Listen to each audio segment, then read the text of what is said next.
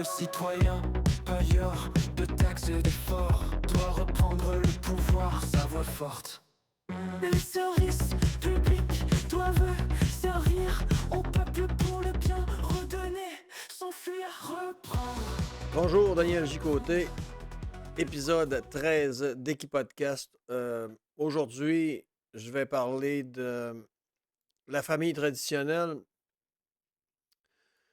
Pourquoi je prétends, ou Équipodcast prétend, qu'il y a un agenda à détruire la famille traditionnelle et nos enfants, à amener de la confusion chez nos enfants.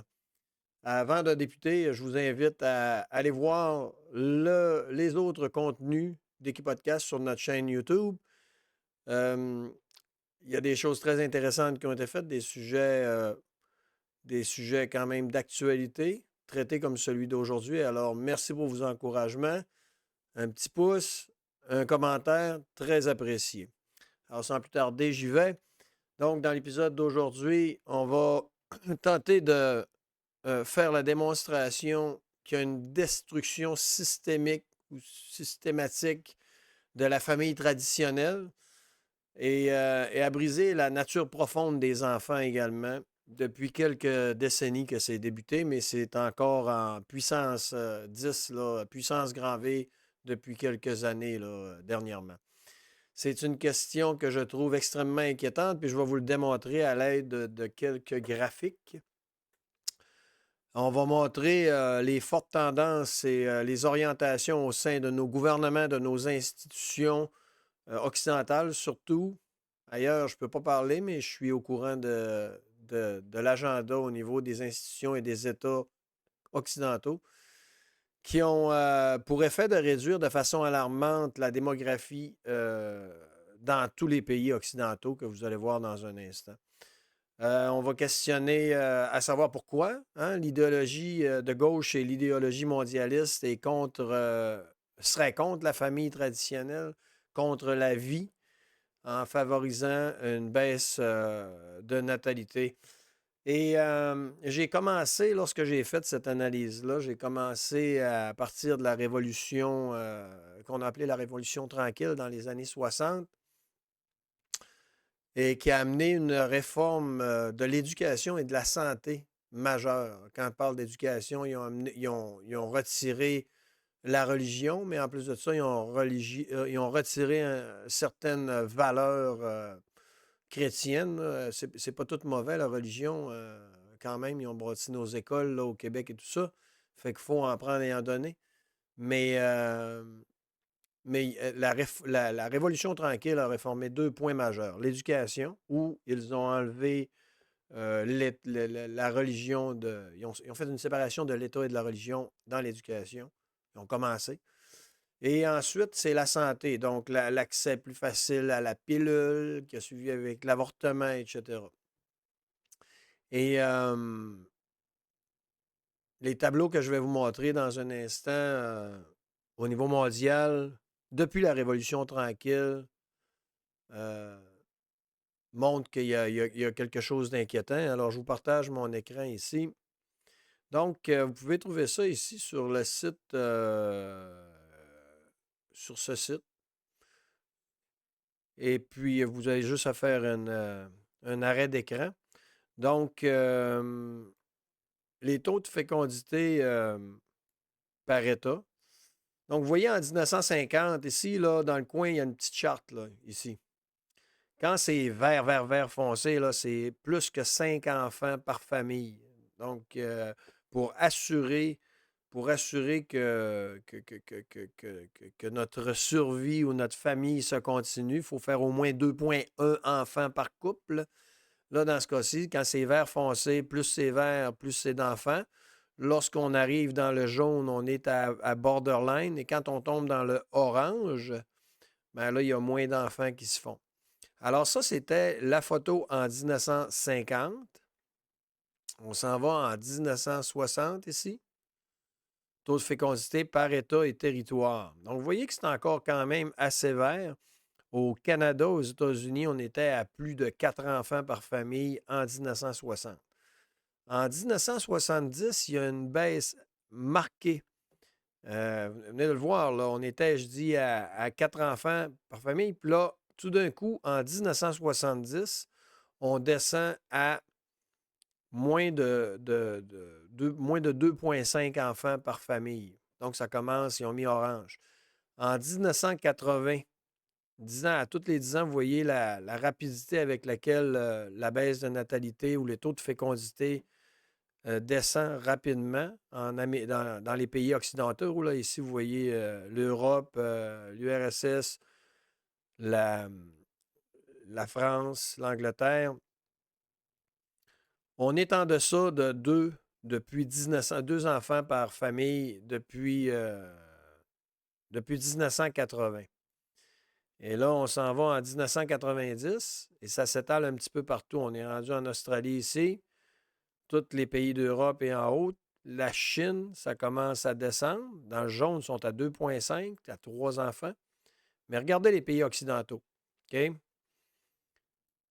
Et là, ça continue. 2000, regardez ici. Ça, là, c'est 1,5 enfants ou moins en Europe et au Canada, 1,5 enfants ou moins par famille. Donc, on n'assure plus la pérennité de nos familles à partir de 2000 en Europe et au Canada. Les États-Unis étaient borderline, juste limite. Et on arrive en 2010 et là, c'est fini. Partout, on est à moins de 2 enfants depuis 2010 dans tous les pays occidentaux, Australie, Mexique, etc., oui. Les États-Unis, l'Argentine. Ça fait que. Puis là, je vais vous montrer la page suivante, si elle veut bien m'adonner. Bon, excusez-la. 2023, voici la photo au niveau mondial en 2023, fécondité par État et territoire en 2023. Alors, vous voyez que partout, on est à moins de 1,5 enfants. On fait moins qu'1,5 enfants. Je pense que j'ai vu les moyennes, c'est 1,3, 1,4, je crois, dans la majorité des pays. Et quand on regarde les courbes de fécondité totale par région, vous voyez ici l'Afrique, toutes les tendances. Ici, là, on est en 2025, ici. Puis l'Amérique du Nord est la ligne jaune. OK? Donc, on a eu l'après-guerre au début, en 1950, 1955. Puis là, après ça, il y a eu une bonne baisse vers les années 80, une stabilisation, mais là, on descend vers le bas ici, 2025. Et toutes les tendances de tous les pays s'en vont vers le bas. Donc, ce sont des sans équivoque, là, je viens de me les montrer à l'aide des tableaux. Les tendances fortes sont là, il n'y a aucun doute. Le taux de naissance baisse partout et ça ne va pas dans la direction où il n'y a même pas une stabilité, il n'y a même pas rien. On n'assure plus la pérennité de nos enfants, de la famille. Un dernier petit tableau ici que je vais vous montrer. Croissance de la population par région. L'Amérique du Nord, l'Amérique centrale et du Sud.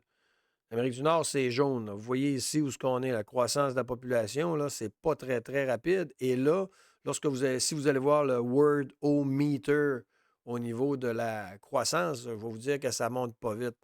Et ce que je voulais dire, moi, c'est que devant ces statistiques inquiétantes, j'ai fait le calcul. À ce rythme, les pays occidentaux verront une réduction de 30 de la population tous les 25 ans. On perd environ 1 de notre population ici. Si la tendance reste inchangée dans 3 générations, les Occidentaux auront perdu 90 de leur population. Et les statistiques montrent sans équivoque une inquiétante et importante baisse démographique. Donc, je prétends, et Équipodcast prétend, que ça fait partie d'un agenda pour être aussi constant dans tous les pays occidentaux.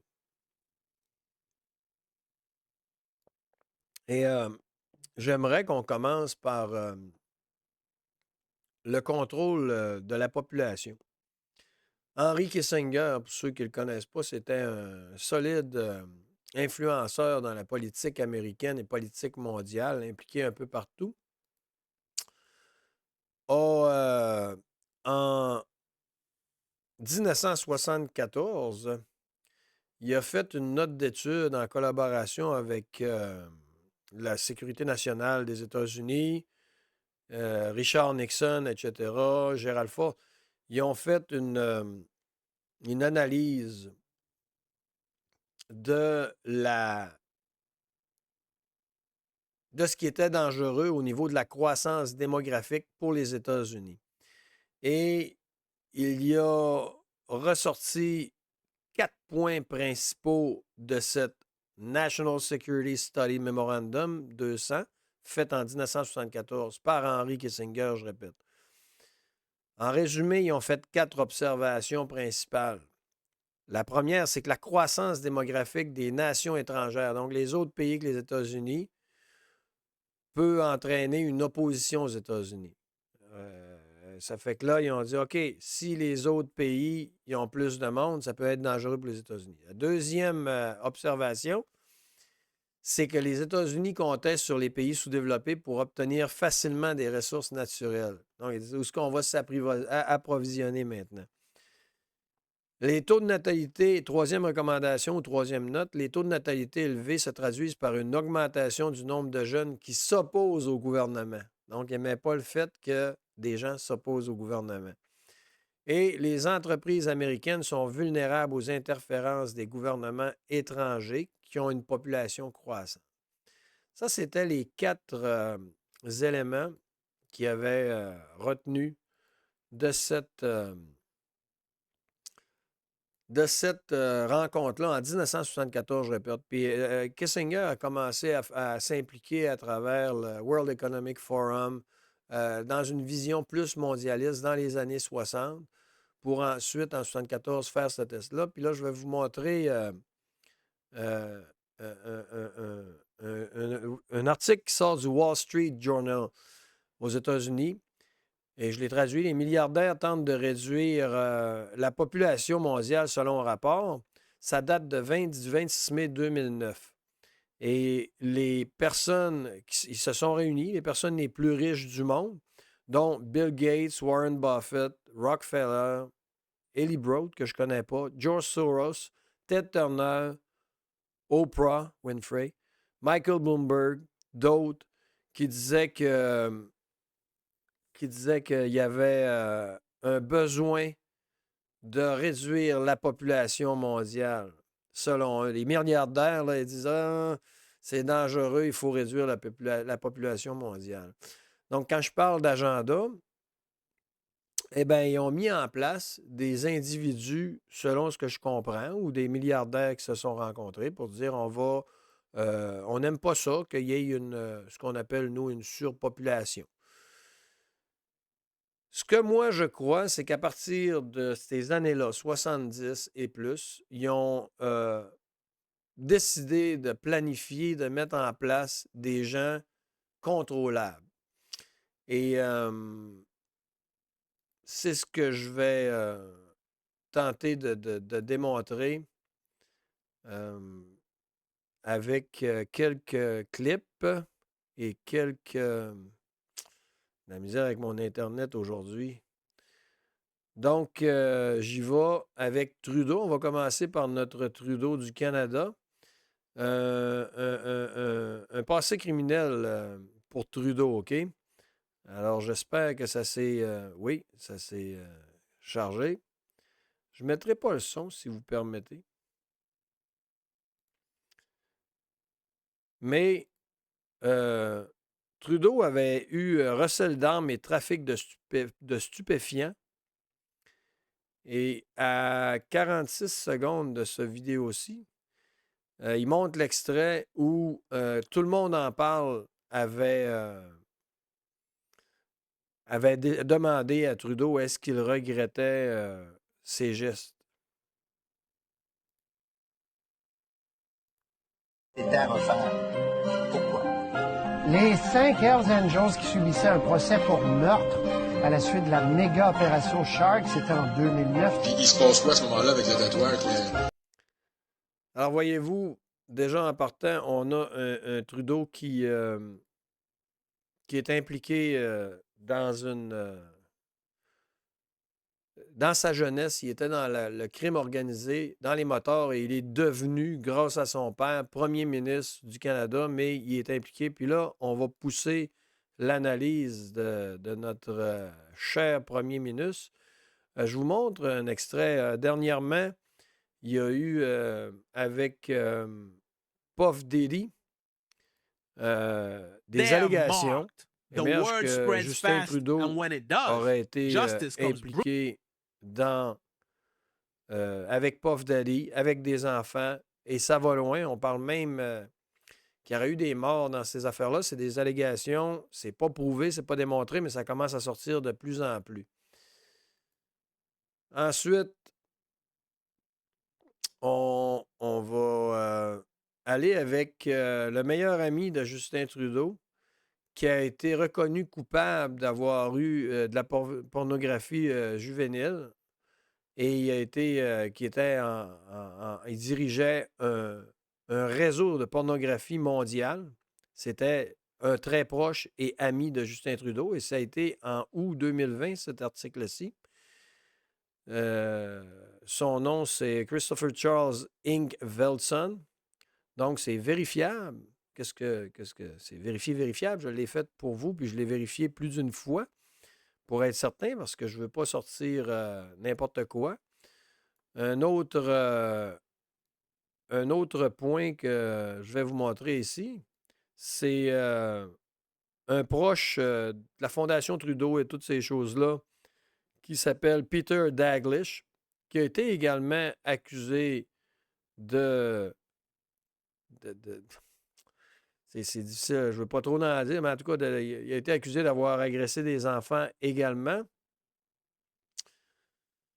Et c'est encore dans l'entourage de Trudeau que ça se trouve. Donc, imaginez une personne avec un entourage criminel semblable. Qu'est-ce que ça peut impliquer? Après ça, Trudeau, encore une fois, ingérence chinoise, démission en bloc du conseil d'administration de la Fondation Pierre Elliott Trudeau. Quand ça sent le poisson, quand ça goûte le poisson, quand ça ressemble à un poisson, c'est probablement parce que c'est un poisson. Et lorsqu'on prend un phénomène, 2 phénomènes, 3 phénomènes, et ça commence à faire, et il y en a dans plein d'articles, vous pouvez le trouver là, un peu partout.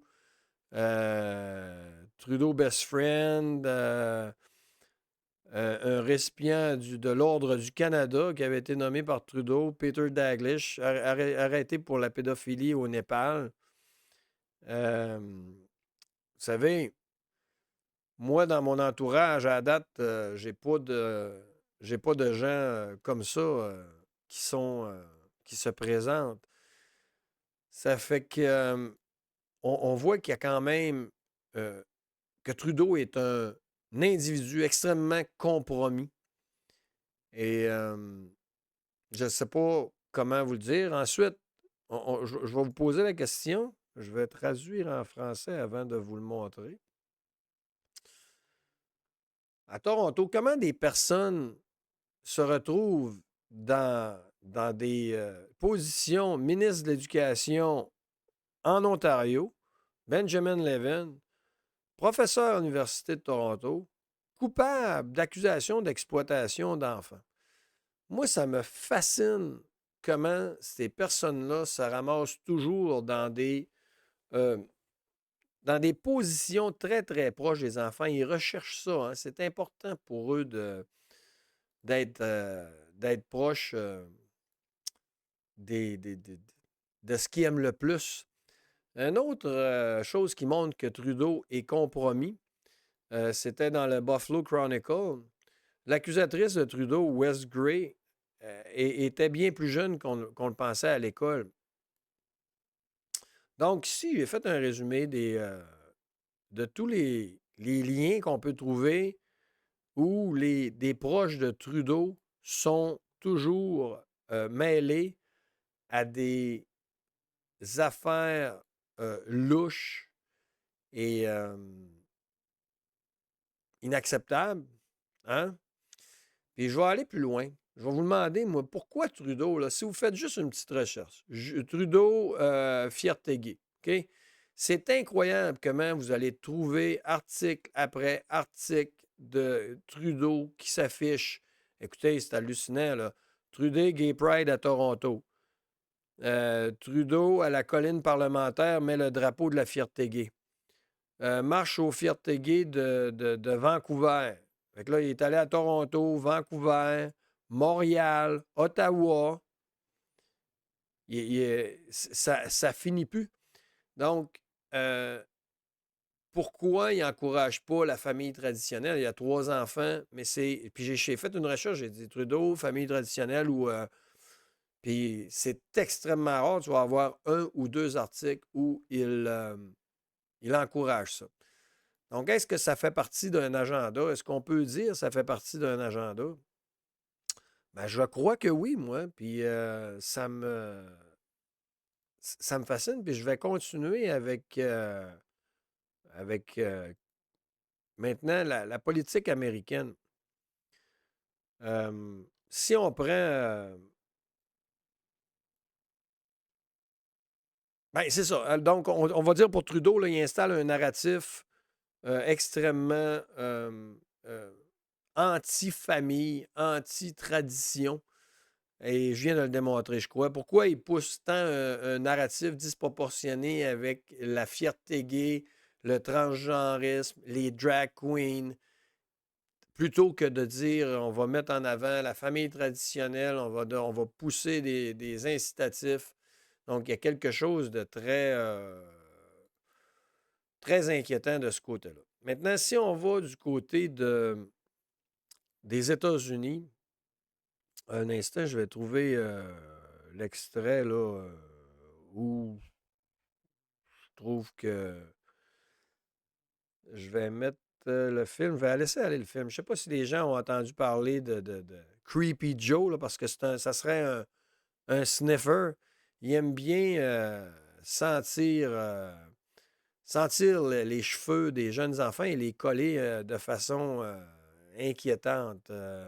Toujours en train, comme un mononcle cochon un petit peu, qui se rapproche un peu trop, puis ses mains se rapprochent aussi beaucoup, beaucoup de certains endroits. Vous voyez, moi, j'aimerais pas ça qu'il touche les cheveux, puis mon enfant, comme il le fait en ce moment à la télévision. Ça me dérangerait un petit peu, beaucoup, passionnément.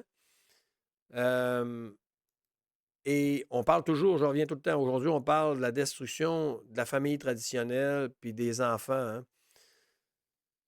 Et ces comportements-là sont nocifs dans la plupart des décisions qu'ils prennent. Donc, on vient d'avoir, là, ça, cet article-là, il date pas de 58 jours, là, il date de ce mois-ci.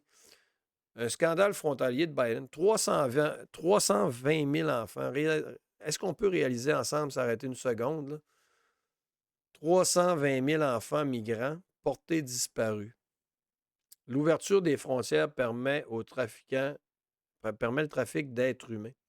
Ça a été écrit le 23 septembre 2024.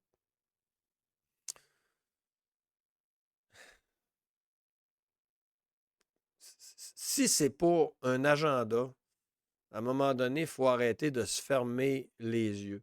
Et là, je parle de gens en position partout également qui sont compromises. Bien, si on va... Ça, c'est le fils de Joe Biden, Hunter Biden. OK? Joe Biden, le sniffer. Hunter Biden, regardez sa face. Là. Ça, c'est un gars qui a fait de la drogue dure puis qui s'est grugé les dents, qui s'est griché les dents. Et je peux juste montrer certaines choses là, qu'il y avait sur son laptop, mais c'est le fils du président des États-Unis, une des nations les plus puissantes de la Terre, qui est compromise à ce point-là. OK? Une,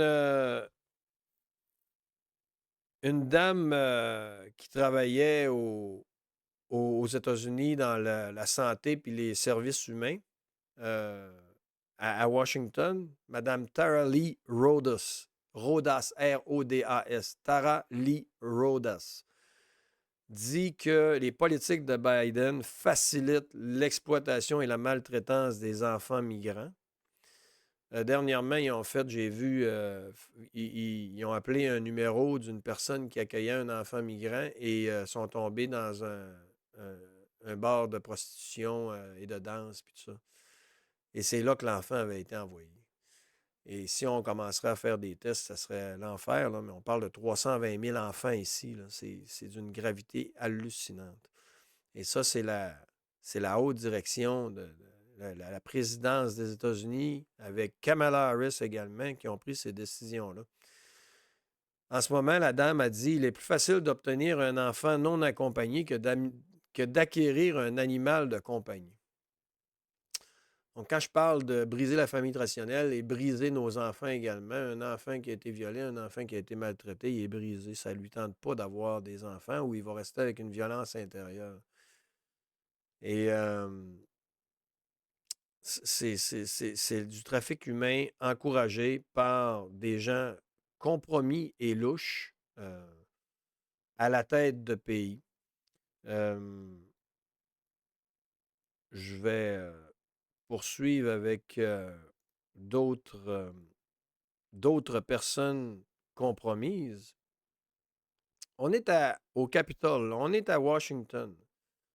Un deuxième sextape gay aurait été filmé à l'intérieur du Capitole. Il y en avait eu un auparavant. OK? Et là, ici, un article qui dit « Voici une liste des personnalités politiques accusées d'inconduite sexuelle. » Écoutez, moi, dans mon entourage, sérieusement, là, il n'y en a pas 58 000 des personnes qui ont eu des inconduites sexuelles. Et imaginez-vous si vous avez des décideurs, un représentant, Bobby Scott, on va continuer, représentant Trent Franks, Reuben Kewin, Blake Farenthold. On va continuer, checkez ça, je vous en amène d'autres, OK? Et je vous traduis ça à l'instant. Fiche d'information, ça c'est Reuters, là. C'est quand si quelqu'un dit Daniel, c'est pas des bonnes sources que tu as, ben, si on ne peut pas prendre Reuters, on va prendre quoi? Parce qu'ils sont très gauchistes et protecteurs de cet establishment-là. Donc, des personnalités politiques américaines accusées d'inconduite sexuelle. Regardez bien, puis vous allez voir où est-ce que je vais avec ça. Ancien sénateur, OK? C'est un gars qui prend des décisions. Roy Moore, ancien juge. Essayez de grossir pour vous. Roy Moore, ancien juge en chef de la Cour suprême de l'Alabama. Ancien représentant des États-Unis, John Conyers. Le président actuel, Donald Trump, qui a beaucoup d'allégations. Il y a eu Brett Kavanaugh, bien entendu. L'ancien gouverneur de New York, etc. Là où je veux aller avec ça, c'est que si un ancien juge ou si le fils d'un président, on peut le faire chanter, ou si un Trudeau qui a été dans le crime organisé a succombé à ses faiblesses et des entités ont des tapes comme à la Epstein et Puff Diddy, P. Diddy, ben à ce moment-là, lorsqu'ils prennent des décisions, ben ils vont faire attention à ce qu'ils vont faire comme loi ou autre chose. Puis si on leur dicte un narratif, ils vont être obligés de prendre ce narratif-là, peu importe. Là, aujourd'hui, je parle de famille traditionnelle et d'agenda pour détruire le mental et la nature profonde de nos enfants. Mais vous savez, c'est tellement poussé depuis 4 à 5 ans que c'est évident. Kamala Harris qui veut que les payeurs de taxes payent pour des conversions transgenres pour les prisonniers en prison. Kamala Harris n'est pas là pour rien. Elle a été poussée à cet endroit-là. Et je vais montrer un petit peu ici son père, Donald Harris, père de Kamala. Il était un marxiste, il était d'une idéologie marxiste. Et il soutenait que Marx devrait être considéré comme un précurseur important de l'idéologie économique du keynésianisme avec quelques différences. La doctrine, conception économique de Keynes, le keynésianisme, est basée sur l'intervention de l'État dans la production. Intervention de l'État dans la production et l'emploi. Le contrôle des investissements du communisme, et je dirais là-dessus, un peu comme au Québec, malheureusement. Mais, excusez, l'intervention de l'État, dans ce cas-ci, l'intervention de l'État, ça s'en va aussi dans l'éducation. Et c'est pour ça qu'on voit nos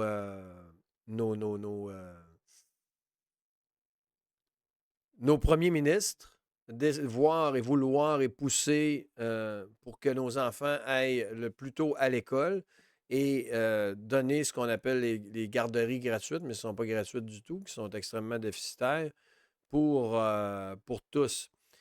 C'est assez hallucinant, ça, ce bout-ci.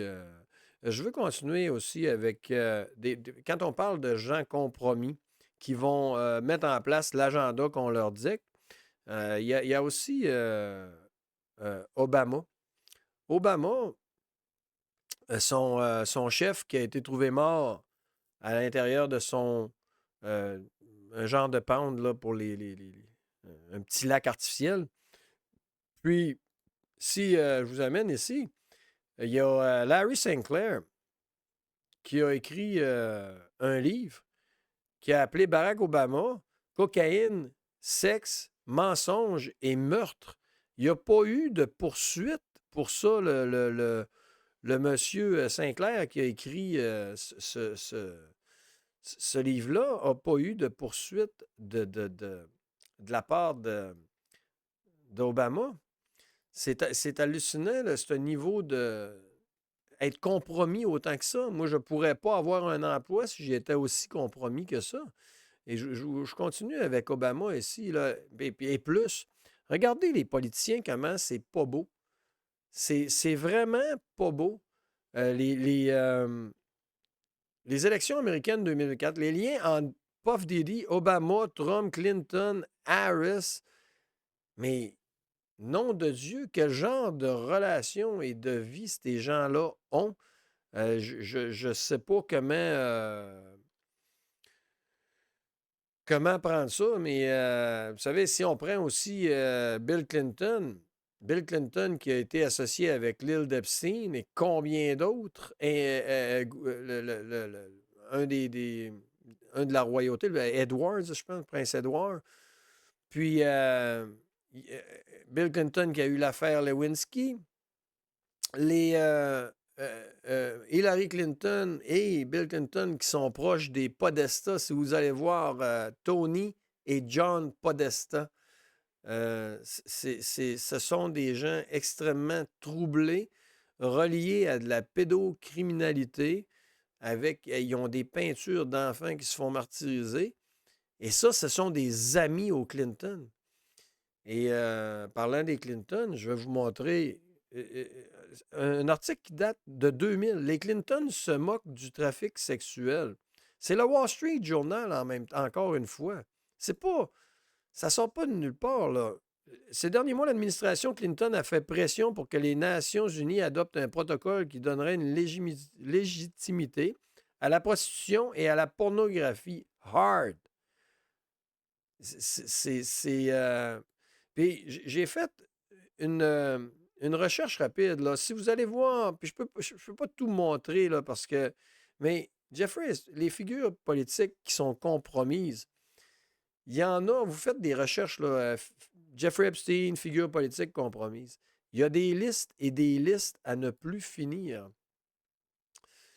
Et c'est extrêmement inquiétant de voir que des gens comme ça ont du pouvoir, autant de pouvoir. Et ce n'est pas juste au Canada et aux États-Unis, c'est également en Europe. Je vous invite à revisiter une des affaires les plus horribles qu'il y a eu en Europe, l'affaire Dutroux, ici, qui avait plein de gens d'impliqués au niveau politique, dans des hautes sphères. Et les enquêteurs, quand vous lisez comment les enquêteurs ont eu de la misère à mener leur enquête, et ça a tout le temps tombé. Vous savez, moi, je sais pas, là, j'ai pas été à des genres de party comme eux autres, mais que Obama soit bien proche de Puff Daddy, Donald Trump, Clinton, tout ça, à un moment donné, là, dans ces sphères-là, il doit y avoir quelqu'un qui dit écoute, copain, tu devrais pas te tenir proche de cette personne-là parce qu'il y a des allégations de, de jouer dans des affaires sexuelles inadéquates. Je ne sais pas comment le dire autrement. Et qu'est-ce que ça donne, ce bout-là? Ben, on arrive avec des programmes qui sont décidés dans des hautes sphères. Et là, on va tomber dans l'éducation. Fait on arrive avec des programmes que là, tu comprends un peu mieux que les gens n'ont pas trop parlé quand c'est arrivé. Parce qu'ils ont dit, ah, ça fait mon affaire. Là, je vous amène sur le contenu d'éducation du ministère de l'Éducation du Québec. OK? Et nommer des... En passant, là, on est on est au primaire, OK? Diversité des modèles de famille nucléaire, monoparentale, homoparentale, adoptive, recomposée. Hey, j'ai cherché autant comme autant de voir où il parlait des familles traditionnelles et hétérosexuelles. Ils ne disent pas le mot hétérosexuel. On dirait qu'ils ont banni ça de leur vocabulaire, de leurs écrits ou de leur système d'éducation. Et là, on parle de troisième année ici. Normes sociales, normes, règles, stéréotypes. Ils aiment bien ça, aller là. Quand vous allez voir les programmes d'éducation du Québec, là, ça, là, les stéréotypes, c'est la fin du monde, ça n'a pas de bon sens. Et de 8 à 10 ans, 10 à 12 ans, les enfants s'éveillent à la sexualité. On va explorer un petit peu. Mais je vous le dis, c'est très impressionnant quand vous vous mettez à lire qu'est-ce qu'il y a dans le contenu du ministère de l'Éducation, comment il y a de la cochonnerie là-dedans, c'est débile. Et puis, je sais pas, tu sais, moi, l'éducation sexuelle, ça se fait à la maison, mais là, dans ce cas-ci, d'avoir un programme qui est tout le temps axé sur la diversité, sur le transgenre, mais il n'y a pas de volet famille traditionnelle. C'est beau, c'est sain, faire des enfants, c'est super chouette, extra fou. Et on le voit qu'il y a un agenda qui vise à foquer nos enfants parce que, regardez, là, mois de mars, là, ça c'est dans le calendrier annuel là, du gouvernement américain. Le Canada embarque pieds et poings liés là-dedans. Mars, mois de la sensibilisation de la santé bisexuelle. Journée internationale transgenre. 6 avril, journée de la sexualité, asexualité. 26 avril, journée internationale lesbienne, biphobie, transphobie, homophobie, fierté à genre. Au final, on se ramasse qu'on a 145 jours dévoués au LGBTQ++, qui représente quasiment 40 de l'année, qu'on a des journées pour eux autres. Puis nous autres, on a la fête des pères, la fête des mères, puis peut-être une fête de la famille. On a 3 fêtes dans l'année qui nous appartiennent. De surcroît, nos enfants sont bombardés de ces idéologies-là dans les effets, dans les médias sociaux. OK? Fait que si vous laissez aller vos enfants dans les médias sociaux, mais vous savez que sur TikTok, la patente chinoise, c'est pas les mêmes algorithmes au Québec ou en Amérique du Nord que ceux qui ont en, en, en- en- en Chine. Ils nous envoient le caca, nous autres, ils nous envoient des mauvaises idées. Puis je vais vous montrer, en passant, c'est assez intéressant parce que j'avais trouvé l'an dernier les communications jeunesse, les livres qu'ils ont pour les enfants. Et quand je suis retourné aujourd'hui pour voir, le lien ne me donne plus accès aux livres qu'il y avait pour les enfants au primaire. Et je vais vous montrer quelques titres là, qu'il y avait, OK? Donc, on y retrouve le livre. Le livre, sur, admettons, 15 livres, là, ça, c'est les 10 que j'ai retenus. OK? Livre 1, le héros de cette histoire est Mioulan, un enfant aux caractéristiques magiques que sa mère n'a pas genré. Il n'y a pas de genre. Livre 2, dans le village traditionnel de Saint-Hilaire, le loup Roger veut se transformer en femme. Ça, on est au primaire, là, en passant, là, je vous le dis. Là. Livre 3, le coq qui voulait être une poule. C'est-tu normal? Livre 4, Émile et Mathis partagent tout, ils sont les meilleurs amis du monde, décident de se marier au primaire. Livre 5, pourquoi Boris est ridiculisé par ses amis? Parce qu'il aime se déguiser et porter une robe. Boris porte une robe. Ben moi, je suis désolé, si je ne veux pas stigmatiser mes enfants, je ne lui mettrai pas une robe. Je continue. Le livre 6, Ida Jane a deux pères. Deux pères. Olivier n'a jamais osé révéler qu'il a deux mères.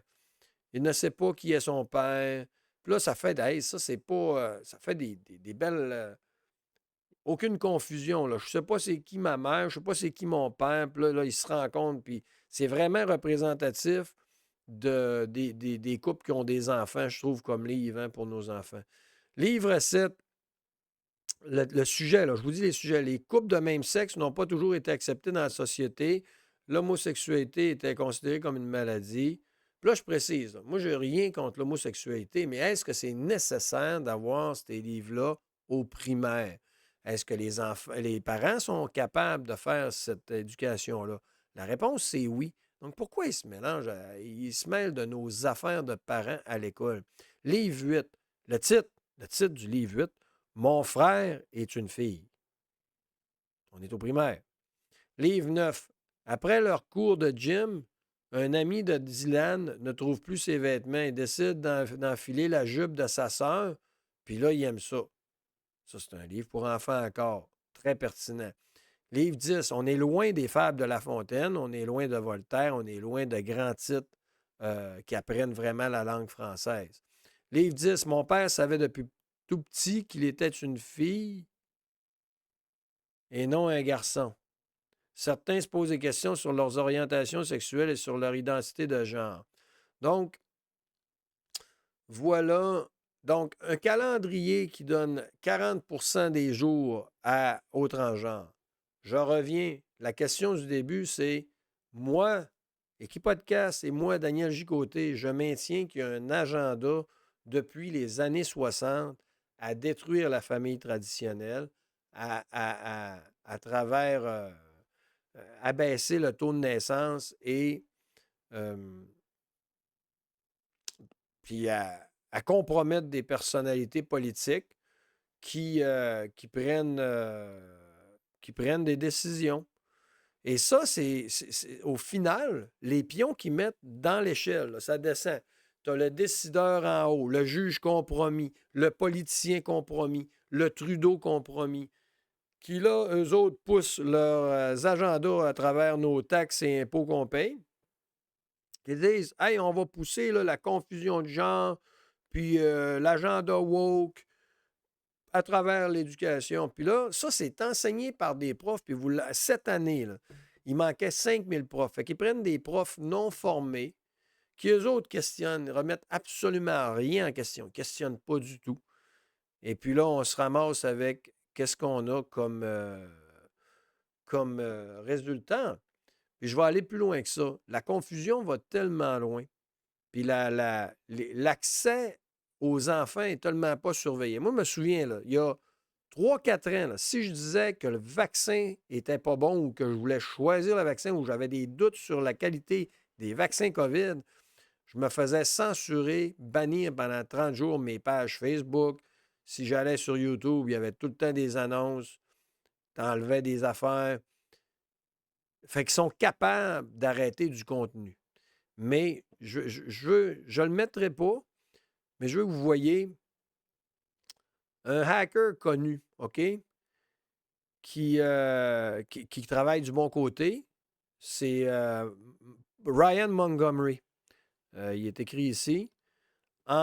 Il se fait passer pour une petite fille qui va sur un média social, sur les médias sociaux, et en 10 secondes, en moins d'une minute, il y a 5-6 prédateurs de plus de 18 ans, des gars de 40 ans. Il montre, c'est en anglais, là, je ne vous le mets pas, mais vous pouvez le trouver sur YouTube. C'est sur YouTube. Hackers find child predator in 10 seconds. Vous avez juste à arrêter puis voir la chose. Mais et il n'y a pas de protection. Donc, les parents, j'en profite pour dire, je vous conjure, et vous pouvez commenter, là, mais surveillez ce que vos enfants font sur les médias sociaux, ces instruments-là, parce que le gars démontre qu'en moins de 10 secondes, en 10 secondes, là, il y a 3-4 prédateurs. Il met le nom de la petite fille, il dit j'ai 13 ans. Puis il y a des hommes de 40 ans qui veulent lui parler. Ce sont de grands malades. L'accès à la pornographie juvénile, etc., qui est de plus en plus facile et semble permise, là, que c'est très facile d'accéder à ça pour toutes, même les enfants. J'ai lu dernièrement une statistique, 40% des enfants ont accès en bas de 14 ans. Là. En bas de 14 ans, les enfants, là, les jeunes adolescents, 12 ans, 14 ans. 40% ont accès à de la pornographie. Là. Alors, puis si tu parlais contre le vaccin il y a 3-4 ans, tu étais censuré, tu étais coupé, ils te voyaient tout de suite. Tu disais vaccin, non, fini. Ils sont capables de le couper, mais ils ne le font pas.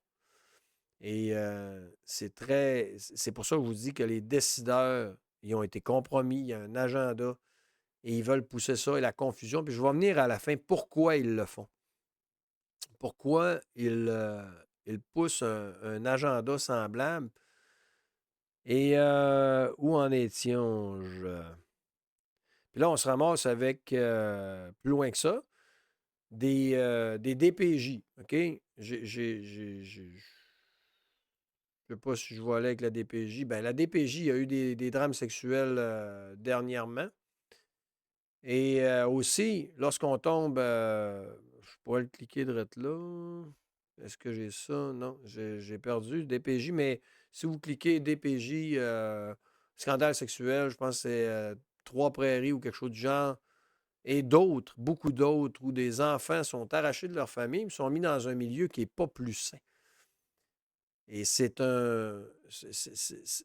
encore une fois une destruction à la base de la famille pour l'amener vers un État qui ne fait pas mieux.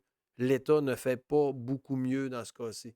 Je ne dis pas que c'est une question simple, mais il y a matière à se questionner comment c'est géré tout ça. Et un dernier point que je veux amener, je vous invite à cliquer là, les paroles suivantes. Pédophile, peine carcérale, bonbon. Écoutez, c'est débile. 14 septembre 2018, 5 juillet 2016, 3 février 2004, 19 octobre 2020. Ils vont en sortir. 1 an de prison, peine bonbon pour un pédophile qui attirait des fillettes avec des choses. 3 ans de prison. Ça ne finit pas de donner des peines bonbons pour des vies qui ont été détruites par des putains de pédos et le système d'injustice, pour quelques raisons étranges, que moi je dis qu'il y a des personnes compromises en haut qui votent ces sentences-là, là, qui disent que c'est pas plus que ça les sentences, là, semblent impliquer, et c'était le cas pour l'affaire du trou que je vous ai dit d'aller voir, c'était le cas là-bas. Alors, puis on peut continuer. Il y a également qui est complètement faux, cet agenda-là. Et ils essayent de nous faire croire que ça fait partie de la normalité d'intégrer des gens qui n'ont pas de compétences, mais que parce qu'ils sont diversifiés et qu'il faut intégrer ces gens-là, il faudra les prendre. Alors non, On voit vraiment, encore une fois, qu'il y a un agenda derrière ça. Un autre point, la transition, il pousse le narratif de la transition de genre chez des jeunes de très bas âge. Et ça, c'est hallucinant. Premièrement, premier point, au Québec, c'est couvert en grande partie par l'assurance maladie. Donc, si vous voulez vous faire changer de genre, là, vous pouvez pratiquement le faire gratuitement si vous êtes un petit peu manipulateur ou menteur. Certaines chirurgies et traitements de réassignation sexuelle grâce au régime public d'assurance maladie. Et depuis le 17 juin 2022, il est possible de présenter une demande de changement de sexe pour obtenir une mention non binaire. Excusez-moi, mais ça ne peut pas sortir de n'importe où. Les peines carcérales bonbons, la transition de genre. À un moment donné, il y a une suite. Il y a une suite qui est complètement débile. Là. Puis au Québec, ici, ils disent qu'il n'y a pas d'âge précis pour entamer une transition. Il n'y a pas d'âge là, pour entamer une transition, mais on peut commencer à mettre des bloqueurs d'hormones à 12 ans. À 12 ans. Un enfant qui ne peut pas gérer ses bobettes peut décider d'avoir des bloqueurs d'hormones. Puis, on peut commencer les chirurgies à partir de 18 ans. Même plus jeune, je crois, là, à 16 ans, là, je ne suis pas sûr, il faudrait que j'aille revérifier.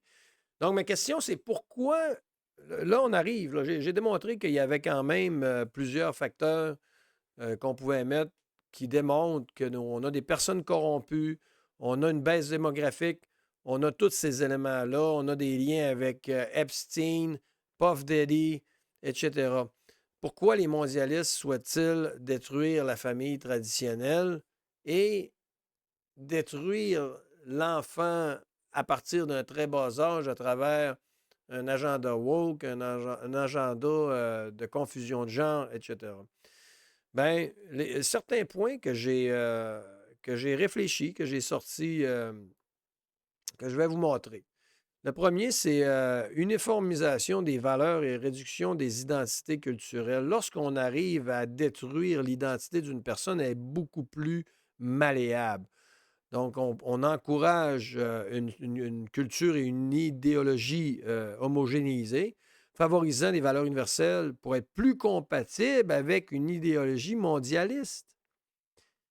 Renforcement de l'État comme principal éducateur. Vous voyez qu'au Québec, ici, on a de plus en plus des programmes qui amènent à avoir les enfants plus jeunes en garderie, plus en pré-maternelle bientôt. Donc, les parents qui sont essoufflés, payent 47 de taxes et impôts, qui n'arrivent plus à vivre sans avoir 2 salaires ou 2 jobs, sont pognés pour mettre leurs enfants dans les mains de l'État. Et l'État devient le principal éducateur de l'enfant en très bas âge. La mère ou le père va passer les 12 premiers mois avec l'enfant, retourne sur le marché du travail. Après ça, ils font leur 7 à 5 pour aller travailler. Vous voyez l'enfant une demi-heure le matin, ils se dépêchent, ils vont travailler, ils reviennent le soir, ils le voient 3-4 heures, puis c'est fini là. Fait que c'est le genre de société en ce moment qu'on a. L'autre point, ça serait une facilitation de la participation économique. Si on a des familles moins traditionnelles, ça pourrait libérer plus de main-d'œuvre. Comment? Bien, ça fait qu'ils n'ont pas d'enfants, pas d'attachement à personne ou à rien. Donc, ils peuvent se dévouer entièrement à travailler pour l'État ou à avoir un travail. Une réduction aussi des résistances aux normes sociales. Si on a des gens qui sont détachés des normes sociales et tout ça, bien, ils résistent moins. Un meilleur contrôle démographique. On va garder juste ce qu'on a besoin, hein, parce que les autres, ils coûtent cher. Hein, les humains inutiles que disait Ravary, des gens du World Economic Forum. Ensuite, un renforcement d'un système centralisé. L'État ou les institutions peuvent devenir les principales autorités dans nos vies et pour les individus, peu importe, pour renforcer le pouvoir de l'État lorsque les gens sont plus malléables, lorsqu'il y en a moins aussi à, à prendre soin, parce que si on revient à 1974, lorsque Kissinger était sorti, un des points qu'il faisait valoir, c'est que quand il y a trop de monde, ils deviennent difficiles, puis il y en a plus qui se soulèvent contre l'État. Pour finir, j'ai quand même, j'aime ça, être en mode solution. Je me suis demandé comment faire pour promouvoir la famille traditionnelle au sein de notre société. Bien, la première, si on avait des gouvernements bienveillants ou si des gens s'en vont en politique, c'est des mesures économiques. Une économie saine permet aux familles de respirer puis de passer plus de temps. Donc, le soutien financier aux familles est important à travers les allocations familiales. Il y en a, c'est très bien, sauf qu'il faut que ce soit juste et équitable pour tous. Assurer que les parents ont les ressources aussi accessibles, de qualité, hein, un système qui se tient debout, pas des profs engagés sur le coin de la table avec 3 jours de formation qui font juste lire des textes. Soutien culturel et éducatif, une éducation sur les valeurs familiales. C'est quoi être parent? Qu'est-ce que ça implique? Les relations, les responsabilités familiales. La promotion des valeurs traditionnelles dans les médias. Ce que vous avez remarqué dans tout l'agenda woke de Disney, dans ce qu'on voit, Netflix, etc., on voit beaucoup moins de couples traditionnels. Hein? C'est pas mis en avant. Et donc, si on faisait la promotion des valeurs traditionnelles dans les médias, bien, ça serait déjà un beau plus. Ça dirait, hey, c'est quand même beau. Moi, je suis fier de la famille avec ma conjointe. On a 3 beaux enfants, puis on essaye de mettre en avant les valeurs de famille traditionnelles, qui sont très simples en passant. Hein. C'est être là pour nos enfants, bien éduquer, faire du sport, couple hétérosexuel, pas compliqué. J'ai rien contre les gays, mais je pense que ça ne ferait pas une famille forte si on avait juste des gays. Un renforcement communautaire, soutenir les initiatives locales qui valorisent la famille.